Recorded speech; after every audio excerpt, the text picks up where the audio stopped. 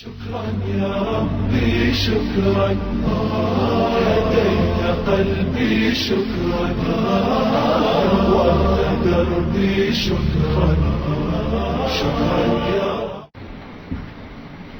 دیکھیے کسی نے ایک سوال کیا ہے. سوال یہ کیا ہے کہ جیسا کہ میں نے بہرحال درس میں بتایا کہ انسان کے لیے اس کے جسم کے تمام اعضاء کو چھونا، مطلب انسان سے مراد میاں بیوی، پھر یاد رکھیے تمام اعضاء کو چھونا اور دیکھنا جائز ہے، لیکن چومنے کے لیے یاد رکھیے اس کی شرمگاہ کو چومنا اس کے لیے جائز نہیں. ان کا سوال یہ کہ ہمارے شوہر ہمیں مجبور کرتے ہیں کہ جو ہم ان کی شرمگاہ کو وہ کرے، جبکہ اس معاملے کے لیے ہم راضی نہیں ہیں. تو یاد رکھیے یہ ویسے درست نہیں ہے.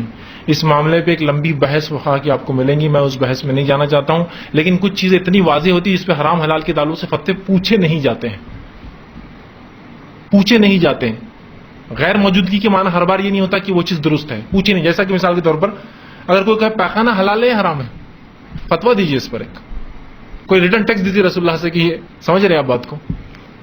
تو جو چیز بٹ نیچرلی انڈرسٹوڈ ہے، جس کو بولنے کی ضرورت ہی نہیں ہے نا، مطلب آپ سمجھ رہے ہیں اس بات کو، بولنے کی ضرورت ہے کہ اس چیز کو بٹ نیچرل. جانوروں کے پیخانے کے حلال ہے، بولنے کی ضرورت نہیں، غلاظت ہے، اس کے بارے میں حرمت کے فتوے نہیں دیے جائیں گے آپ کو. نالی کا پانی حلال ہے حرام ہے، بولنے کی ضرورت نہیں ہے میرے بھائی، یہ بٹ نیچرل انڈرسٹوڈ ہوتا ہے.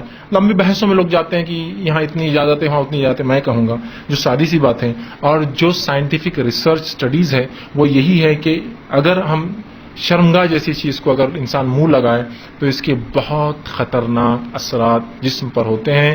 بہت سارے جو ہے تھروٹ کینسرز، اسی طرح لپ کینسرز، گنوریا بول کر ایک بیماری ہوتی جو آنکھوں میں ویسے ہوتی تو شرمگاہ میں، لیکن آج کل لوگوں نے ایسے ایسے طریقے اپنا لیے، شرمگاہ سے نکل کسی کی آنکھوں میں ہو جا رہی ہے، کسی کے منہ میں ہو جا رہی ہے، کسی کانوں میں ہو جا رہی ہے. ٹھیک، یہ ایسٹیڈیز ہیں جو سیکشولی ٹرانسمیٹڈ ڈیسیزز ہیں، یہ بہت جلدی ٹرانسفر ہوتے ہیں اگر انسان شرمگاہ کو منہ لگائے تو لہٰذا ایسا کام کرنا آپ کے شوہر کے لیے جائز نہیں ہے.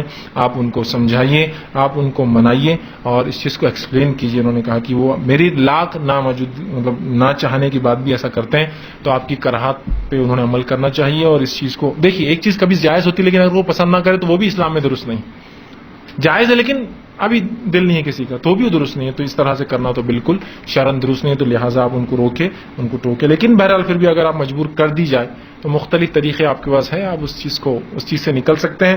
میں سمجھتا ہوں ہر چیز سمجھانا میرے لیے ضروری نہیں ہے. کبھی دانت تیز بھی ہو جاتے ہیں، کبھی جو ہے کچھ بھی ہو سکتا ہے. بہرحال تو اسے بھی چاہیے کہ احتیاط کرے. بہرحال مطلب انسان ہے، ہوتا ہے کبھی. بہرحال تو آپ زیادہ ہوشیار ہے. کسی نوکر کو اگر زیادہ کام دیا جائے تو وہ کیا کرتا ہے نا، معلوم نا، کبھی چیز کو پھینک دیتا ہے. تو آئندہ بولتے ہیں اس کو زیادہ مت دو، پھینک دیتا ہی. تو یو ہیو آپ کے پاس بہت سے راستے ہیں. اگر نکلنا چاہے تو بہرحال بہت چیزیں ہیں. بہرحال آپ کوشش کریں تو کیا کچھ آپ کے پاس نہیں. بہرحال سمجھ جائیے میرا اشارہ، تو بہت چیزیں ہو سکتی ہیں. ٹھیک ہے.